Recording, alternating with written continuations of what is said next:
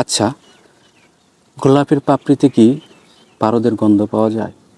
পাওয়া যায় বোধ হয়।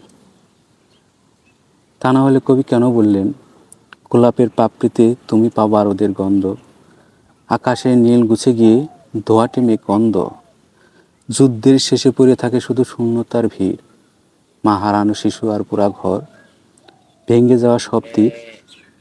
আহা, এই সুন্দর পৃথিবীটা আজ ভীষণ অসুস্থ।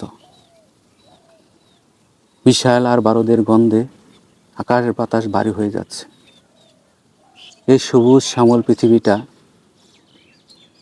পাখিতে পাখিতে ফুলে ফুলে ছেয়ে যাওয়া পৃথিবীটা আজ তিলে তিলে ধ্বংস হয়ে যাচ্ছে। আহা, পরম যত্ন করে তাকে ধ্বংস করা হচ্ছে।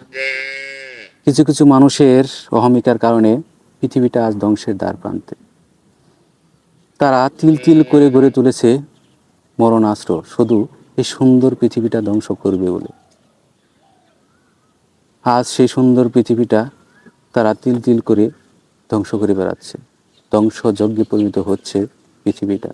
আর সেই ধ্বংসযজ্ঞে কত লোক যে মারা যাচ্ছে, কত লোক গরহীন হয়ে পড়ছে, সে হিসেব কি কেউ করে? এই মুহূর্তে মনে পড়ছে কবি শামসুর রহমানের সেই বিখ্যাত কবিতা চিত্রী শহর।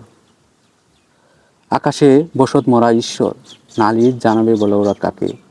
গড়হীন ওরা, ঘুম নেই চোখে, যুদ্ধে ছিন্ন ঘরবাড়ি দেশ, মাথার ভিতরে বোমারও বিমান, এই কালো রাত কবে হবে শেষ?